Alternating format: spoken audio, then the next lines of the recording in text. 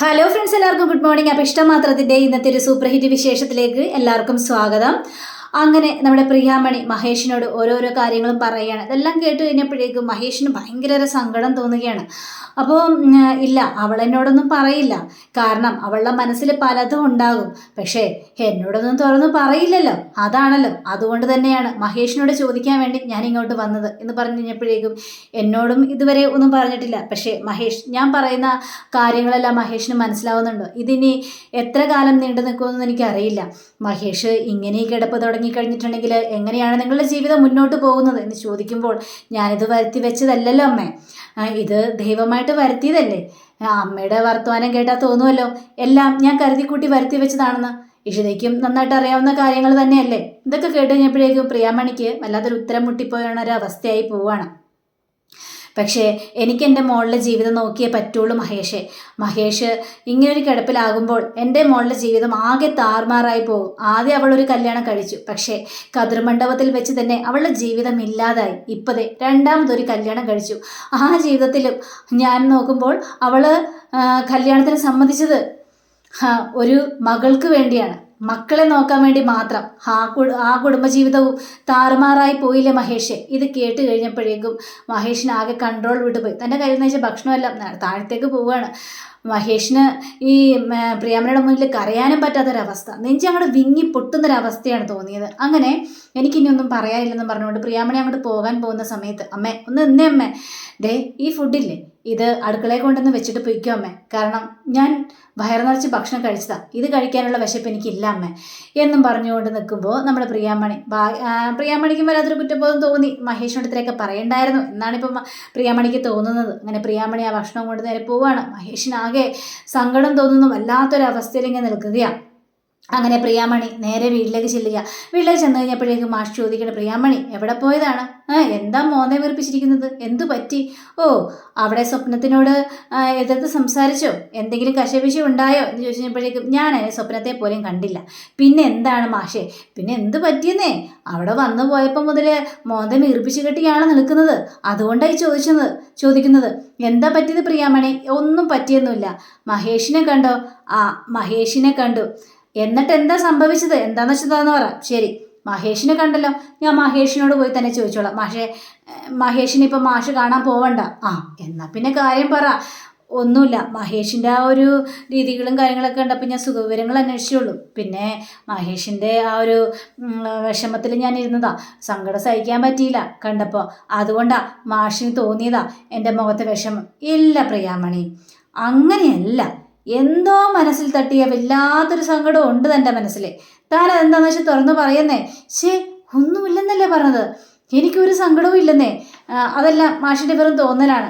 ഏതായാലും എൻ്റെ മോളുടെ ഭർത്താവല്ലേ, അപ്പോൾ ഇങ്ങനൊരവസ്ഥ മഹേഷിന് സംഭവിക്കുമ്പോൾ എനിക്ക് സങ്കടമില്ലാതിരിക്കില്ലല്ലോ. ആ ഒരു സങ്കടമായിരിക്കും മാഷ് കണ്ടത് എന്നും പറഞ്ഞുകൊണ്ട് പ്രിയാമണി അവിടെ നിന്ന് പോവുകയാണ്. പക്ഷേ മാഷിന് എന്തൊക്കെയോ സംശയങ്ങൾ തോന്നുന്നുണ്ട്.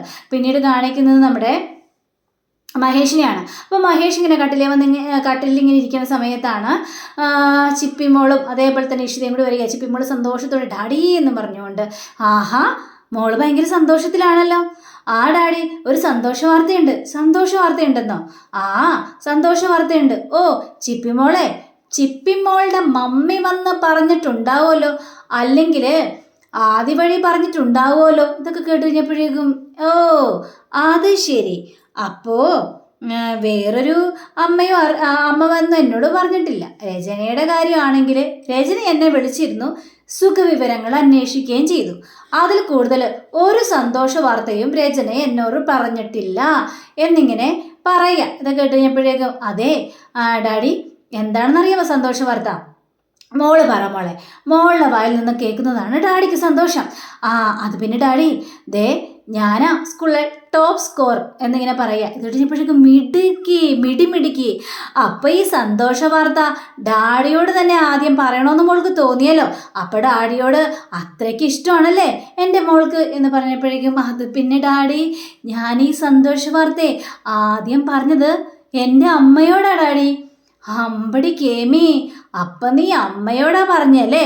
അപ്പം അമ്മയാണ് നിനക്ക് ഏറ്റവും കൂടുതൽ ഇഷ്ടമല്ലേ? ഇതൊക്കെ കേട്ട് കഴിഞ്ഞപ്പോഴേക്കും പിന്നെ അല്ലാതെ ഡാഡി. അപ്പോഴേക്കും ഇഷിതയാണെങ്കിൽ കൊള്ളിച്ചിങ്ങനെ സംസാരിക്കുകയാണ്. ആ ഈ അമ്മയാണോ അല്ലെങ്കിൽ മമ്മിയാണോ? മമ്മിയാണ് കൂടുതൽ ഇഷ്ടപ്പെടേണ്ടത് ചിപ്പി എന്നൊക്കെ ഇങ്ങനെ പറഞ്ഞു കഴിഞ്ഞപ്പോഴേക്കും എനിക്കൊരമ്മയേ ഉള്ളൂ, അതെൻ്റെ ഇഷിത അമ്മ തന്നെയാണ്. കേട്ടില്ലേ ഇഷിത, തന്നെയാണ് പറഞ്ഞത്. അതായത് അവളുടെ അമ്മയാണ് ഇഷ്ടമെന്ന്. മോൾക്ക് ഈ കഴിവെല്ലാം കിട്ടിയത് ദേ അമ്മയിൽ നിന്നാ. അമ്മേ ചെറുപ്പത്തിലെ പഠിക്കാൻ മിടുക്കിയായിരുന്നു. മോളെ ചിപ്പി, ഡാഡി പറഞ്ഞത് കേട്ടില്ലേ? ദേ മോളുടെ മമ്മിയുടെ കാര്യം പറയുന്നത്. മമ്മി അല്ലാതെ ഈ അമ്മയെ ചെറുപ്പത്തിലുള്ള കാര്യമൊന്നും അറിയില്ലല്ലോ. ഇത് കേട്ട് കഴിഞ്ഞപ്പോഴേക്കും ആണോ ഡാഡി? ഓ, മോളുടെ മമ്മിക്ക് ബുദ്ധിയില്ലാന്നൊന്നും ഞാൻ പറയുന്നില്ല, എല്ലാം പക്ഷെ കുരുട്ടു ബുദ്ധികളാ. പക്ഷേ മോളുടെ അമ്മയ്ക്കാണെങ്കിൽ അപാര ബുദ്ധിയാ. പണ്ടൊക്കെ പഠിക്കാൻ ഭയങ്കര മിടിക്കായിരുന്നു എന്നാ മാഷ് അപ്പം പറഞ്ഞത്. ഇതൊക്കെ കേട്ട് കഴിഞ്ഞപ്പോഴേക്കും ചിപ്പിക്കും ഇഷിതയ്ക്കും സന്തോഷം തോന്നുകയാണ്. ആ, എൻ്റെ അമ്മ പഠിക്കാൻ മിടിക്കായത് കൊണ്ടല്ലേ ഡാഡി ഡോക്ടറായത്.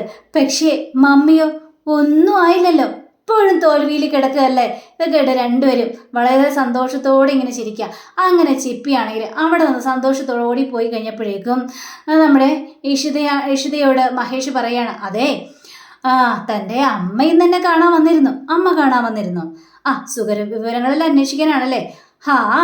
സുഖര വിവരങ്ങളെല്ലാം അന്വേഷിച്ചു. അതിനിടയിൽ ഒരു തീയും മനസ്സിൽ കോരിയിട്ടിട്ടാ പോയത്. എന്താ അമ്മ എന്തെങ്കിലും അനാവശ്യമായ രീതിയിൽ മഹേഷിനോട് പറഞ്ഞോ? എല്ലാം ഓപ്പണായിട്ട് പറഞ്ഞില്ലെങ്കിലും ചില കാര്യങ്ങളൊക്കെ എനിക്ക് മനസ്സിലായി ഇഷിത എന്നിങ്ങനെ പറഞ്ഞപ്പോഴേക്കും എന്താ പറഞ്ഞത് മഹേഷേ? അതായത് ഇനി തൻ്റെ അമ്മയുടെ മനസ്സിലിരിപ്പ് ഞാൻ ഈ കിടക്കപ്പായിൽ നിന്നും എണീക്കില്ല എന്നും തനിക്കൊരു ജീവിതം ഉണ്ടാകില്ല എന്നും തൻ്റെ ജീവിതം താറുമാറായി പോയെന്നും എന്നൊക്കെയാണ് തൻ്റെ അമ്മ പറഞ്ഞു വരുന്ന ഇതൊക്കെ കേട്ടുകഴിഞ്ഞപ്പോഴേക്കും മഹേഷേ, അത് പിന്നെ അമ്മ ഒന്നും മഹേഷ് മനസ്സിലാക്കിയ രീതിയിലായിരിക്കില്ല പറഞ്ഞിട്ടുണ്ടാവുക. അമ്മ ഒരു പാവമാണ്. താൻ അമ്മയെ കൂടുതൽ വെള്ളപൂശാനായിട്ട് നിൽക്കണ്ട. എന്നോട് എന്ത് കാര്യവും ഓപ്പണായിട്ട് പറഞ്ഞിരുന്നെങ്കിൽ എനിക്ക് അത്രയും വലിയ പ്രശ്നം വരില്ലായിരുന്നു.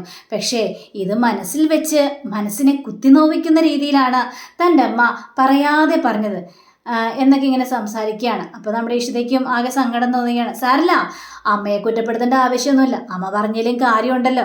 കാരണം ഇപ്പം കണ്ടില്ലേ, നമ്മളൊരു ജീവിതം തുടങ്ങാനായിട്ട് ആലോചിച്ച് കഴിഞ്ഞപ്പോഴേക്കും ഇങ്ങനെയൊക്കെ സംഭവിച്ചു. തൻ്റെ അമ്മയുടെ സ്ഥാനത്ത് ഏതൊരു അമ്മയായാലും ഇങ്ങനെയൊക്കെ പറയുള്ളന്നേ, അത് ഞാനായിട്ട് അനുഭവിക്കുക, അത്രയേ ഉള്ളൂ എന്നൊക്കെ പറയുകയാണ് നമ്മുടെ മഹേഷ്. അങ്ങനെ പിന്നീട് കാണിക്കുന്നത് നമ്മുടെ പ്രിയാമണിയെ തന്നെയാണ്. അപ്പോൾ പ്രിയാമണിയാണെങ്കിൽ റൂമിൽ ഇതൊക്കെ എടുത്ത് ഒതുക്കിയെല്ലാം വെച്ചിട്ട് ഇങ്ങനെ പോകുന്ന സമയത്ത് മാഷ് വിളിക്കണ പ്രിയാമണി. അവിടെ നിന്ന പ്രിയാമണി, എന്താ മാഷേ ഇവിടെ വന്നിരുന്നേ? എനിക്ക് അടുക്കളയിൽ വേറെ ജോലിയുണ്ട്, മാഷൊന്ന് വിട്ടണ്ടേ എന്നൊക്കെ ഇങ്ങനെ പറയണം. ഞാനാ പറഞ്ഞത് ഇവിടെ വന്നിരിക്കാൻ. എന്താ മാഷേ?